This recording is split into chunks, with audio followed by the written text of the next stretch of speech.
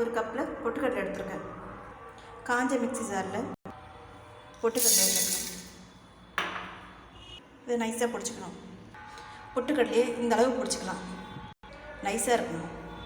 ஒரு பவுலில் சேர்த்துக்கலாம் பொடிச்ச பொட்டுக்கடலை மாவு. சர்க்கரை அரை கப் எடுத்துருக்கேன். அதே மிக்ஸி ஜாரில் சர்க்கரையை சேர்த்து பிடிச்சிக்கலாம். பொடிச்ச சர்க்கரை பொட்டுக்கடலை மாவோடு சேர்க்கணும். பொடிச்ச ஏலக்காய் ஒரு சிட்டிகை, எல்லாத்தையும் சேர்த்து மிக்ஸ் பண்ணணும். இது நெய் பிடிக்காதான் குழந்தைங்களுக்கு இப்படியே தரலாம். 3 ஸ்பூன் நெய் உருவந்தோம். முந்திரி இந்தளவு ஒருபட்டதை இறக்கிடலாம். பொட்டுக்கடலை மிக்ஸோட வறுத்த முந்திரி நெய்யோடு சேர்த்து மிக்ஸ் பண்ணணும். நெய்யை மொத்தமாக அப்படியே விட்டுறாமல் கொஞ்சம் கொஞ்சமாக சேர்த்து மிக்ஸ் பண்ணணும்.